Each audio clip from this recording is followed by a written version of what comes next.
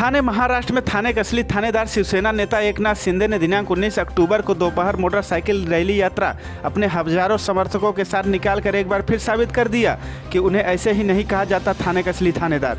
बता दें कि इस वक्त महाराष्ट्र में चुनाव का रंग पूरे जोरों शोरों पर चढ़ चुका है और समूचे महाराष्ट्र में 288 सीटों पर 21 अक्टूबर को मतदान होने को है और 24 अक्टूबर को मतगणना के बाद महाराष्ट्र की राजनीतिक भविष्य का उद्भव भी हो जाएगा। फिलहाल महाराष्ट्र के विधानसभा चुनाव में भाजपा, शिवसेना व आरपीआई एक साथ महायुति गठबंधन करके विरोधी पक्ष को चारों खाने चित कर दिया है। एक सवाल के जवाब में शिवसेना नेता एकनाथ शिंदे ने सीधे तौर पर कहा कि इस बार महायुति 220 सीटों के पार होगी। देखिए खास खबर महेंद्र पांडे के साथ।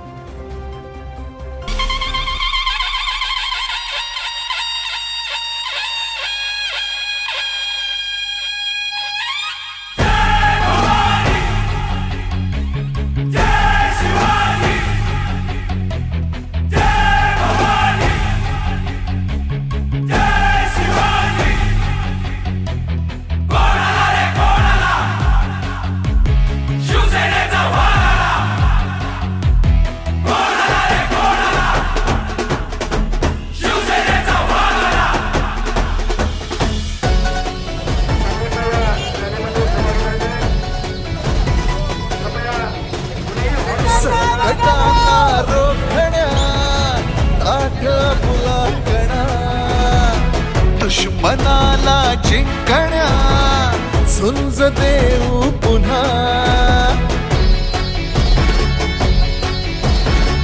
रांगड्या शिवसैनिका रक्त हे उसळू दे आज हृदयातूनही घोषणा गरजू दे बोललो जे तेच केलंय करून दाखवले शिवसेना मना मनातून रे शिवसेना नसा नसातून रे शिवसेना मुखा मुखातून रे शिवसेना शिवसेना मना मनातून रे शिवसेना नसा नसातून रे शिवसेना मुखा मुखातून रे शिवसेना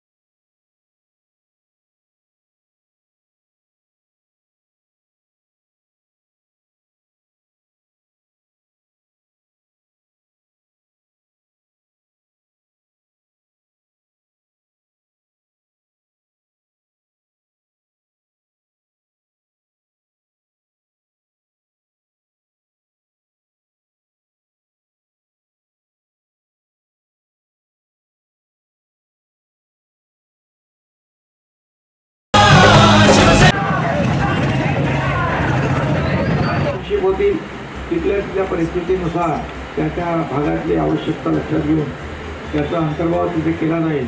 आणि एकंदरीत मराठवाड्यात असलेला दुष्काळ, मराठवाड्यात होणाऱ्या आत्महत्या, विदर्भात होणाऱ्या आत्महत्या, या सगळ्या महामार्गामुळे तिथे रोजगाराला चालना मिळेल. शेतकऱ्यांना खूप मोठ्या प्रमाणावर चांगले पैसे मिळालेले आहेत आणि त्यामुळे अतिशय कमी वेळामध्ये लँड ॲक्विजिशन करण्याचं एक चांगलं काम झालं आहे आणि ते मी करू शकलो याचा मला खरं म्हणजे आनंद आहे की आज 15 तासाचं अंतर 6 ते 7 तासावर येणार आहे.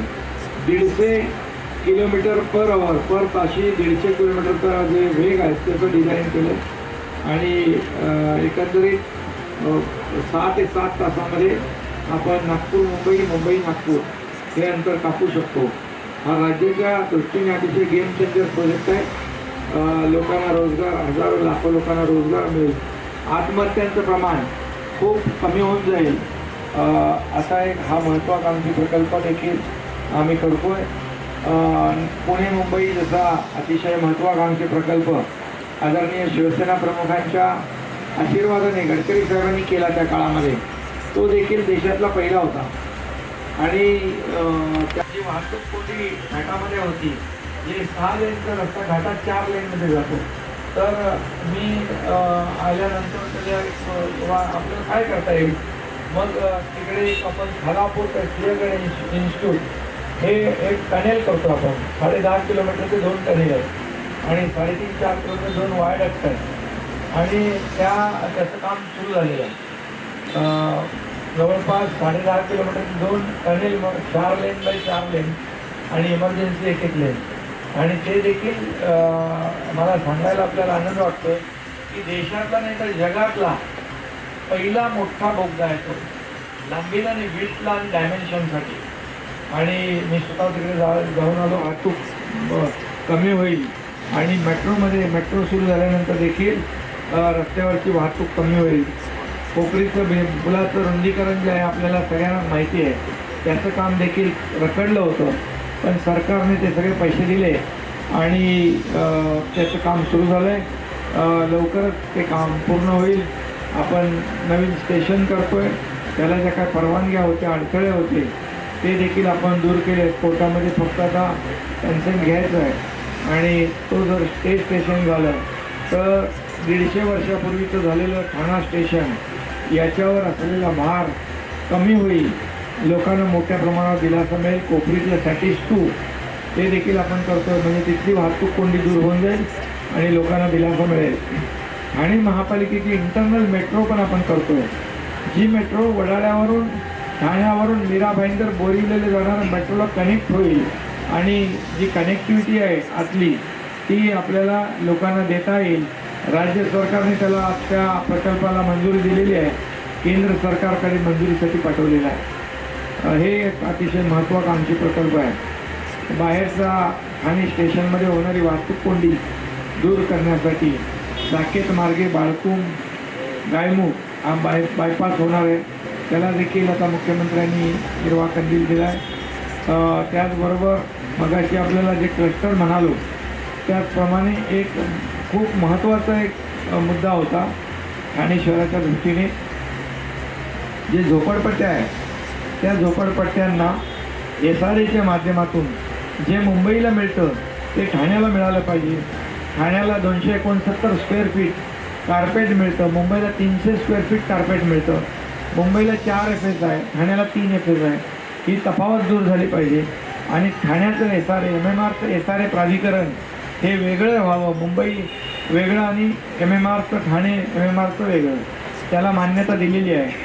आणि 300 स्क्वेअर फूटचं घर कार्पेट हा मोठा निर्णय आहे. त्यामुळे स्लम फ्री सिटी आपल्याला जो काय उद्देश आहे, एरियामध्ये काहीच काम नाही आहे.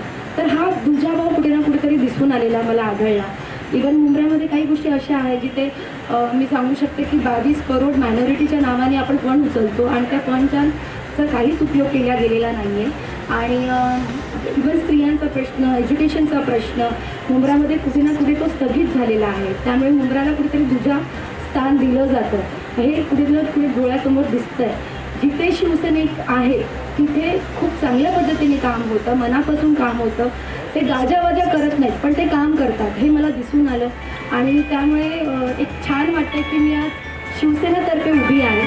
आणि डेफिनेटली जरी सीट निघून आली तर मी नक्कीच कळवा मुंब्रा खूप चांगल्या पद्धतीने हँडल करू शकते. आणि सगळ्यात महत्त्वाचं स्त्रियांसाठी बेरोजगारी जी आहे ती रोजगार उपलब्ध करून देण्याचं काम मी करेन. कारण मुंब्रामध्ये स्लम एरिया असल्यामुळे काही ठिकाणी स्लम एरिया आहे तिथे हा त्रास खूप आहे आणि हा त्रास डेफिनेटली दूर करेन. एज्युकेशनचाच प्रॉब्लेम आहे, मुलींसाठी हॉस्टेल्स नाही आहे, जे काही काही सांगितलं गेलेलं आहे ते पूर्ण केलेलं नाही आहे, त्या ठिकाणी मी लक्ष घालेन आणि त्या सगळ्या सोयी पुढे करण्याचा प्रयत्न करेन. झालं होतं की कुठे जाऊन उभी राहते, जिथे गुंडागर्दी आहे, ड्रग्सचं स्कॅन्डल केलं जातं त्या एरियामध्ये उभी आहे जाऊन, तर एक कुठे ना कुठेतरी ती भीती आधीच माझ्या मनात टाकली गेली होती. मी तिथे गेल्यानंतर मी जेव्हा गल्लोगल्लीत गेले आणि बघितलं तर खरंच ह्या सगळ्या गोष्टी आढळल्या. मुलांमध्ये एज्युकेशन कमी पण नशेच्या आहारी मुलं जाताना दिसत आहेत. त्यामुळे बायका अक्षरशः म्हणजे माझ्याही आतमध्ये कुठे ना कुठेतरी आई आहे, जी आई आतून म्हणते की माझा मुलगा कुठे ना कुठेतरी चांगल्या पद्धतीने एज्युकेशन घेतलं जाईल, तो मोठा होईल. म्हणजे आपलं घर सांभाळणं कुठे ना कुठे धोक्यात असतं. पण ती आईच मला म्हणते की माझा मुलगा एकुलता एक मुलगा आहे पण तो नशेच्या आहारी गेलेला आहे. आमची सभा जिथे झाली होती त्या सभेचे ज्यांनी बांधलं होतं त्यांची दोन्ही मुलं नशेच्या आहारी गेली. म्हणजे अशी कित्येक फॅमिली अशी आहेत की जे म्हणतात की जिथे 10 वर्षात ही गोष्ट माहीत असताना देखील कमी झाली पाहिजे ती गोष्ट वाढत गेली आहे. याचा अर्थ कुठे ना कुठेतरी ही ग्रोथ कमी गेली पाहिजे. ह्यात आपण स्वतःहून लक्ष घातलं पाहिजे आणि मी हे सगळ्यांना रिक्वेस्ट केलेलं आहे. आणि माझं पहिलं ते लक्ष लागणारच आहे कारण हॉस्पिटल झालं तिथे रियाज, कारण प्रत्येकाला त्यातून बाहेर यायचं आहे. नशेमधून बाहेर येण्यासाठी आपण काय करू शकतो, तर रियाज सेंटर असलं पाहिजे मुंब्रामध्ये आणि त्याच्यासाठी मी नक्कीच प्रयत्न करणार आहे. गेलेली आहे आदिवासी पाडा म्हणा किंवा वरच्या डोंगरपट्टा म्हणा, तो सगळ्या डोंगरपट्ट्या मी स्वतः 1 to 1 डोर टू डोर केला. त्यामुळे मला माहिती आहे की आज कितीही समोरचे म्हणत असेल की मुंब्रा कळवा हे माझ्या पॉकेटमध्ये घेऊन फिरतो, तर ते आता होणार नाही आहे. कारण लोकांना चेंज हवं आहे, त्यांची मुलं आहेत, त्यांनाही मुलांचा विचार आहे. काय जर त्यांनी चेंज नाही केलं तर हे पुन्हा तसंच राहील. कारण कळवा मुंब्रा कुठे ना कुठेतरी एक 10 वर्ष मागे चाललेलं आहे, पुढे नाही चाललं आहे. जर त्यांना पुढाकार घ्यायचा असेल तर ज्या पद्धतीने मला ते अप्रोच होत आहे, त्यांना जो बदलाव पाहिजे, त्यांना हा चेंज हवा आहे, ते स्वतःहून म्हणतात, तर याचा अर्थ यावेळी चेंज नक्कीच होणार आहे. त्यामुळे तिकडे हा सगळ्या प्रकारची जी सुखसुविधा आहे लोकांना जे हवं आहे ते डेफिनेटली मिळणार आहे. लीड कमी होत चाललंय.